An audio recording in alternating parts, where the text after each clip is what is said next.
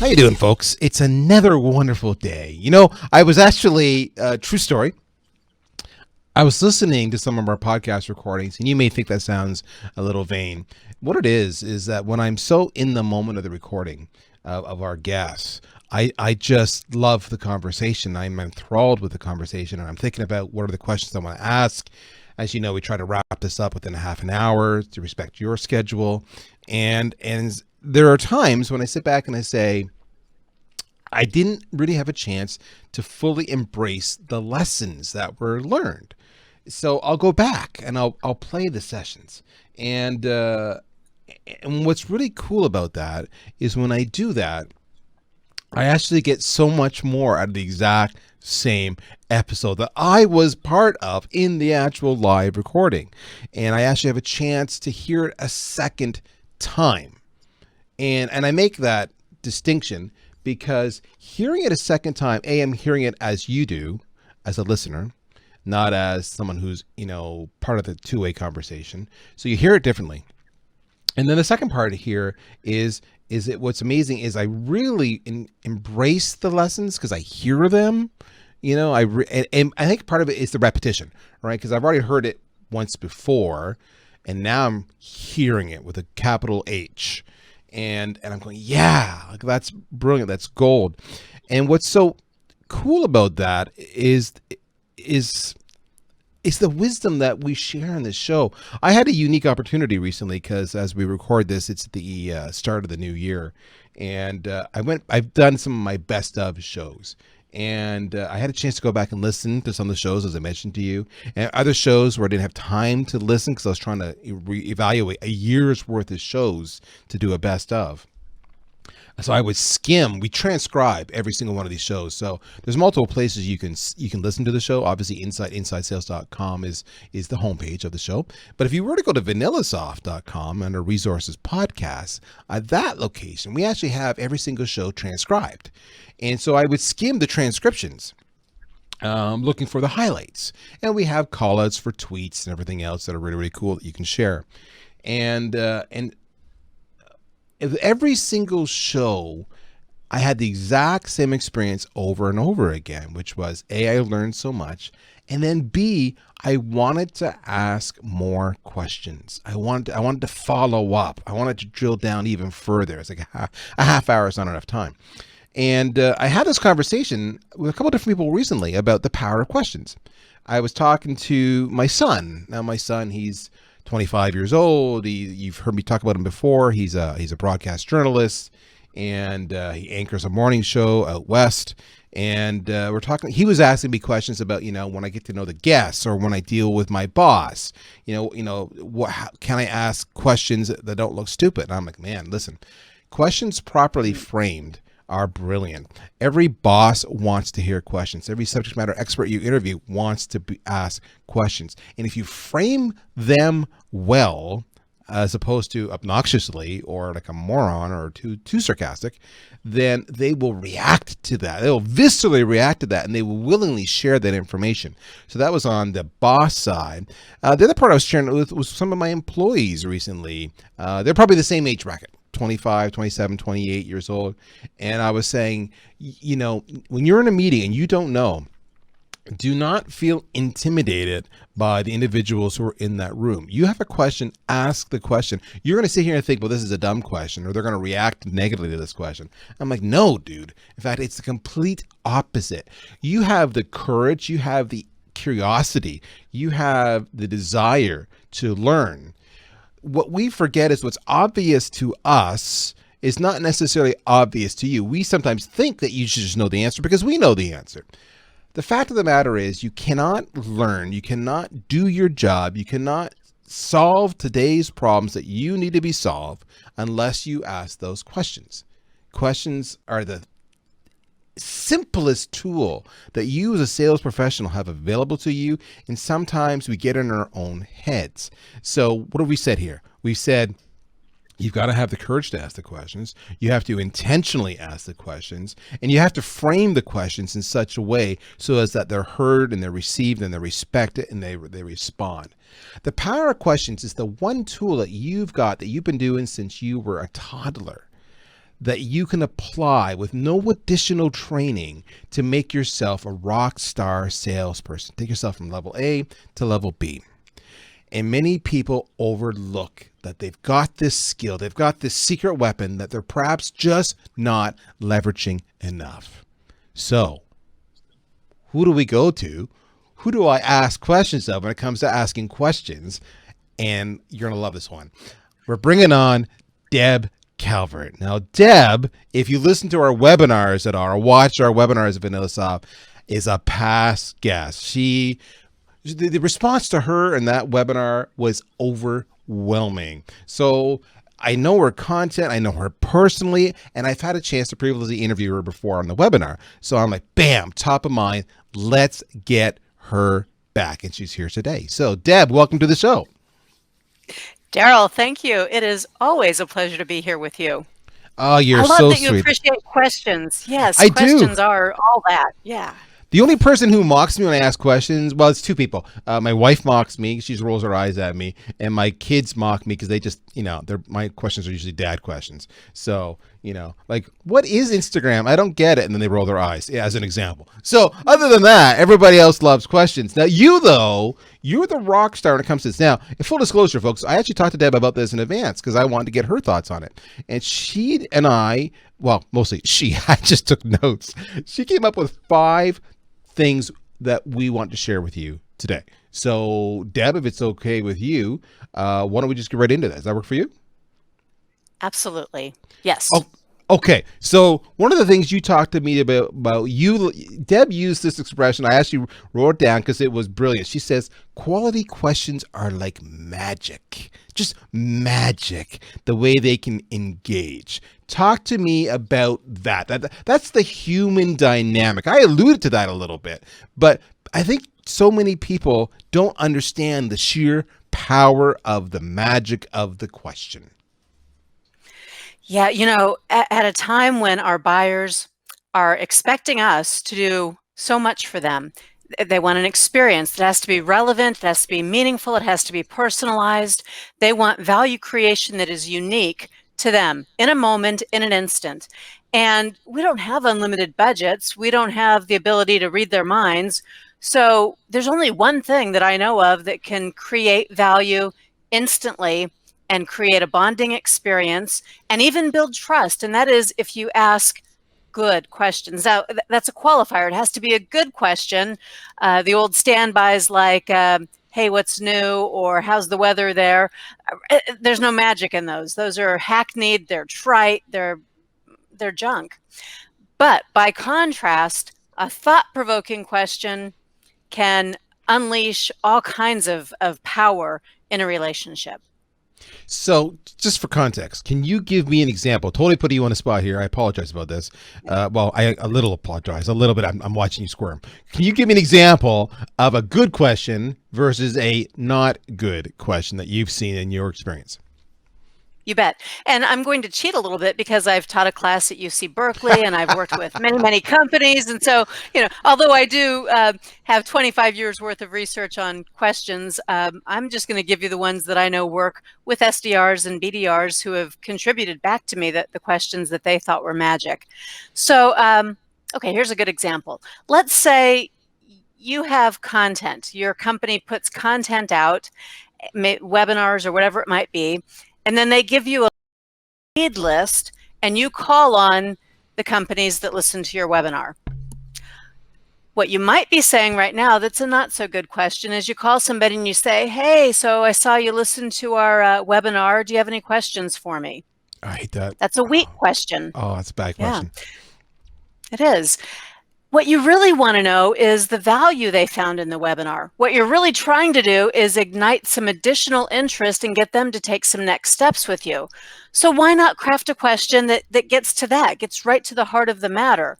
So someone who downloaded your content, maybe you say right off the bat, when you watch the webinar, what information did you find most useful? And then wait, give them time to think. Because that's a question that creates value. They're recollecting your webinar. They're going to give you something that is now a nugget that tells you what is of value to them. And then you'll be able to expand the conversation and advance the sale. So I love that example. I've actually had that conversation with our own reps multiple times, and I'm like, they're like, oh, following up a webinar, with calls, and whatnot. That's such a pain in the arse, and most people don't react. And I'm like, this is not hard. So I would love. Now I'm speaking as a CMO right now. So you give me your reaction. Yeah. This is what I think it is. I think the questions are very much in line with what you're saying. My first question would be, so I see you registered for the event, or you attended the event. Yeah, I did. Great. Do you mind if I ask you a couple questions? No problem.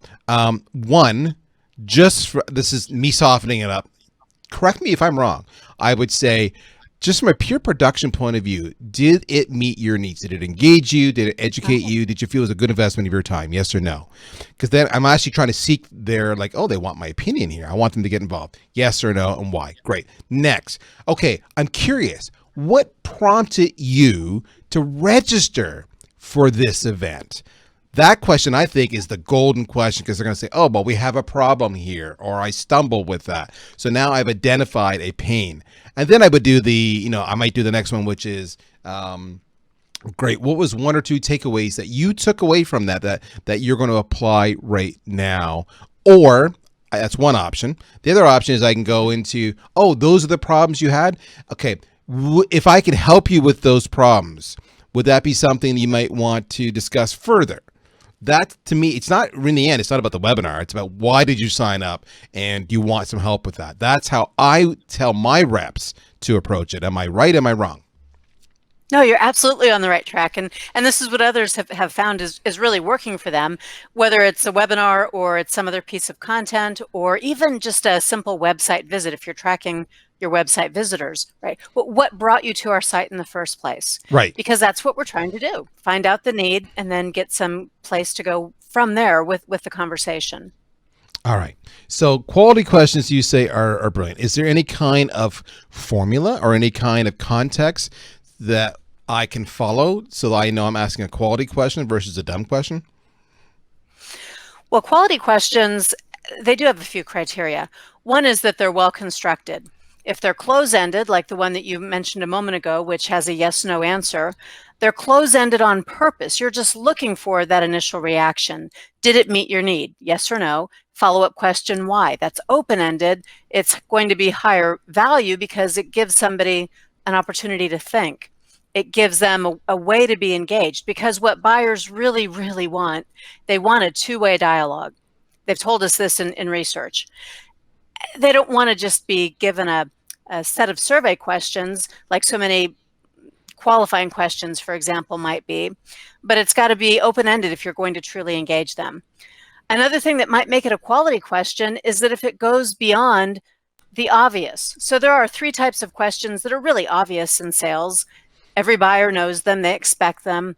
Those are the data questions, the questions around what are your needs or goals, and the questions around your pain points. But there are actually 8 purposes for asking questions, and those are only 3. So let's call those the 3 that are obvious to your buyer. That gives you 5 others that are less obvious, that are going to be more interesting to the buyer. And Darryl, you also nailed one of those other 5. You asked a question, which was, what did you think about our content? And that's a question that surprises a buyer because they don't expect it. That's what we'd call an issue question in our Discover acronym. Right. And that's, to me, I asked that, so I'm not nearly smart enough to put it in the framework you've put it in, but I asked that because I genuinely want them to engage with me. I want them to know that I'm seeking their opinion. I'm not trying to pitch them something, although I do want to have a conversation. I do genuinely want their feedback, and that helps me build a rapport and trust. So that's a big part of that. Now, you mentioned something just a second ago, and I want to drill down on. You said buyers want a two-way dialogue. And then I know when we talked earlier, you talked about the difference between dialogic and diagnostic needs assessment. So let's drill down a little bit on what you mean by that. Okay, so diagnostic, that's what needs assessment or needs discovery has historically been, and I think it's frankly gotten even worse because we're all so pressed for time and we're just racing to cram in as many questions as we can.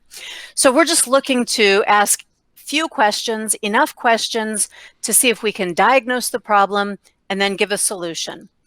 And I see it as going to a doctor when you walk in and you've got 3 or 4 things you want to talk about, but they come into the room, they've already got their prescription pad in hand, and as soon as they ask you 2 or 3 questions, they're writing out some painkiller prescription that you don't even want, you know? Yep. Yep. So that's diagnostic, and buyers feel corralled. They feel minimized, and it feels impersonal to them when that's all there is to it. Not only that, but you can leave so much on the table. If you just pounce on the first hint of a need, there's a lot more that you might miss out on. So dialogic, by contrast, that's a needs discovery process where you are facilitating a two-way dialogue. You're asking bigger questions, maybe even fewer questions, but you're yielding the floor to the buyer because they're thinking, they're sharing. That process of thinking and sharing, just like you mentioned, that's bonding, that creates trust. And for people who that sounds a little strange to, let me just say it this way. If you think about the person in your personal life, whoever it is, the person that you trust more than anyone else, think about the conversations you have with that person, and you'll soon realize that, yeah, they do. They ask you more questions. They ask you some of the harder questions, and they yield the floor so that you're the one who's sometimes doing more of the talking, and that creates trust. It's human nature. You talked about the whole, like you said, kind of basically, ask questions, and then basically you were saying, shut up. And that's one of the things I see happen over and over again, where it's a mistake people are making. You're asking questions because you want to give your response, as opposed to asking questions to listen. And the biggest thing I've seen is ask your questions and explore, drill down, make notes of when you want to circle back. But this initial point here is not necessarily so you can say, oh, you've got that problem. Well, our product fixes it. No. That's not where we're at yet. So we're going to come to that in a second, because I know you have an opinion about qualifying versus needs discovery. The second thing is, you alluded to something here, and I want to pull this out of people a little bit. Remember, the whole purpose of this call, asking these questions, with every call, is to make sure there's a reason to have another call. You don't need to get everything out of the way in this call. This is not a one and done. Typically, this is part of a process. So, pace yourself. That's the other thing. Use the timing as a strategic advantage. Yes, I get it. You're hungry. Yes, you want to close the deal. But do you want to lose the deal? It's kind of like fishing. And I'm not even a fisherman, and I know this example, right? You bring the fish in when they bite slowly. You don't just, go for all like a bat out of hell, because 9 out of 10, you'll lose the hook. You'll lose the connection. So you want to do this very intentionally. All right, we're going to take a quick break, because I did leave a teaser there, the difference between qualifying and discovery. And when we come back, I'm going to have Deb answer that. Stay tuned. We're right back.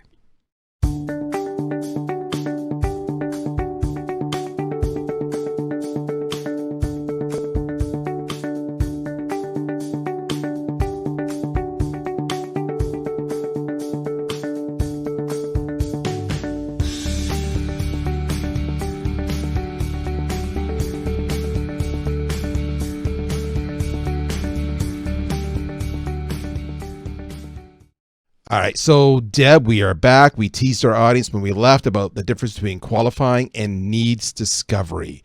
So when I hear that at first blush, I think they're the same. Are they not? They are not. And if you've got a list of questions that you've been handed, here, ask all of your prospects, your leads, these questions. Chances are that at least half of those are qualifying questions. Here's the difference. Qualifying questions are self-serving. They tell you whether or not this person needs to talk to person A or person B inside your organization.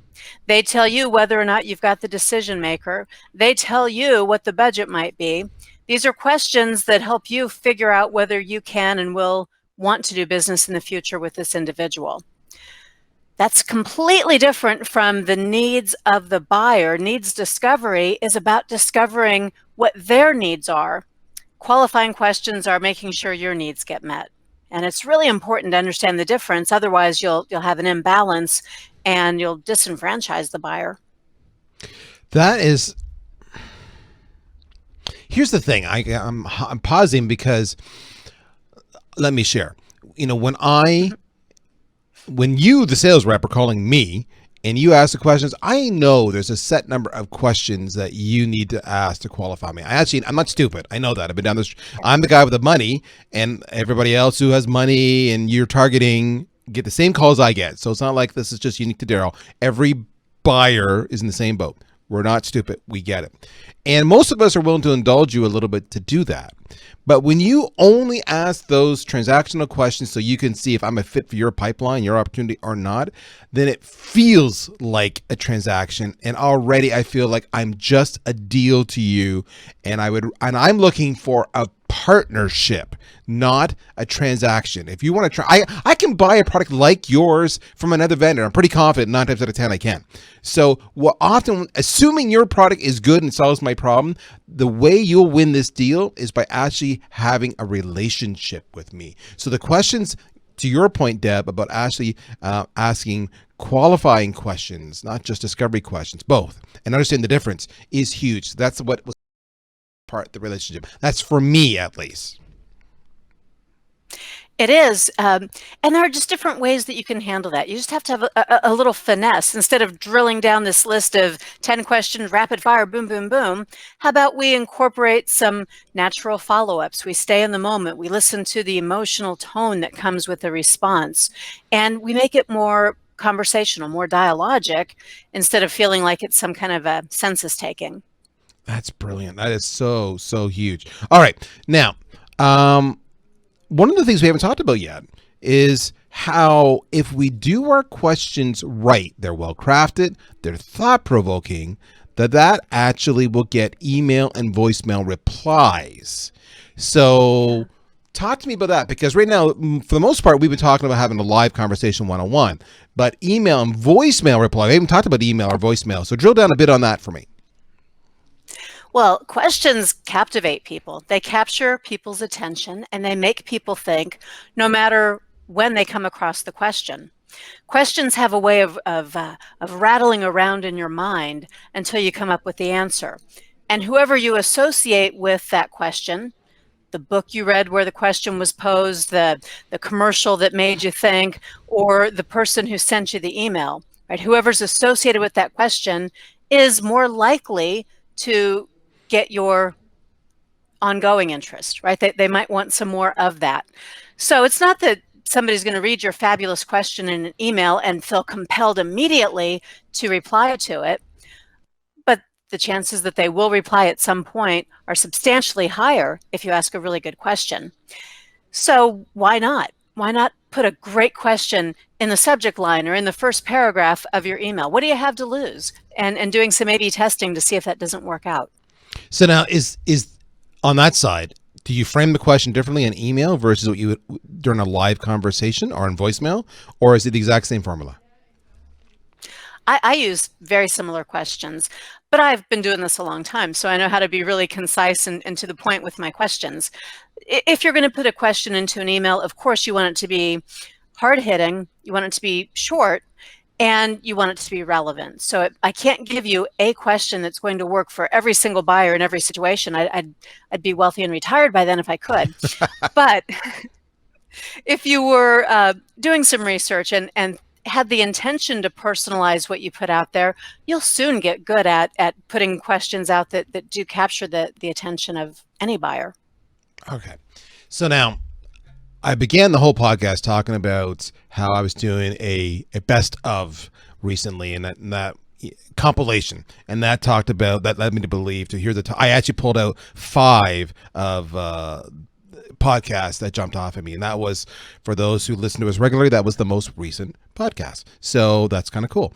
So it's top of mind. If you heard that one, you know one of the things I talked about, number one, the first best of I talked about was the session I did with Andy Paul. And we talk about, learners equals earners. If you invest in yourself, you will physically earn more money because you're going to develop your own skills. Now, building on that, you've heard Deb talk today about, for example, how she talked about 8 different kinds of questions as one reference, and about how email is perhaps a little bit different, but there's a lot of overlap from voicemail, from phone, and about I have Diagnostic versus Dialogic and all this wonderful stuff. And you're going to myself, I love it, but I need more samples. Well, guess what? Here's your chance to learn so you can earn. Deb, I'm looking at Amazon right now, but I know this is on your own website too. Discover Questions Get You Connected for professional sellers. It's 4.5 out of 5 stars on Amazon. This thing's been out there kicking butt for a dog's age. But again, it's also on your website too, peoplefirstps.com/discover-questions. So talk to me about the book. This you talk about discover, DISCOVER. Each of those have it's an acronym. So if I'm listening to this, is this book something I should make an investment in? Absolutely, because there are tons of questions in that book. The book was written based on 20 plus years of research with buyers. I interviewed buyers after sales calls that I had observed, and also with then salespeople, and then again after training to see how their questions improved. So it's a tutorial on all the things that help you to craft a good question, how questions build trust, but then it's loaded up with lots of sample questions. It does not have a list of questions. You're not buying a list of questions that you can copy paste and expect that to do the magic. It teaches you how to be a good question asker in any situation so that you'll be more effective. And it's worked. I love that almost every week, even still, 7 years after the book was released, I still get about once a week an email from someone saying, this changed everything for me. And I think that's why it makes lists like the top 20 most highly rated sales books of all time. So I think it is worth the investment over on Amazon. And it's all, I'll draw a parallel here, a parable, I guess, here, right? The classic metaphor, if you will, that said, teach a person to fish, they'll eat for a day. So if she would have given you the questions, you would have used them, once. But teach them how to fish. Like this book teaches you how to ask questions, and you'll fish for forever and eat well. So with that, I rarely give you folks a call to action, but today I'm giving you a call to action. Invest in yourself. Do this. You'll thank me. You'll thank Deb. Go to Amazon. Go to her website. It's called Discover Questions Get You Connected. That's with Deb Calvert. Deb, if they want to reach you and talk more to you directly, to connect, to learn from you, what's the best way to do that? Well, please do get together with me on LinkedIn. That way we'll be in touch all the time. But email me if you have questions that really work for you. I'm a collector. I would love to hear about your experiences. And if you're struggling, well, email me too. I don't mind giving you a little free coaching or a sample question or two. That's a wide open invitation. I'm not afraid, even though I know you have a giant audience and do lots of promotion, Darryl. That to me is what this is all about. So I welcome any questions. And that's why Deb is here, folks, right? It's about giving back to the tribe. I preach it. You just saw her living it out there, physically saying, yeah, I could be overwhelmed, but I would love to help you folks out. That's what we're about. That's what makes inside sales so fantastic. I hope you enjoyed today's session. Thank you so much, Deb. In the meantime, folks, we are done, at least for another week. You take care. We'll talk to you soon. Bye-bye.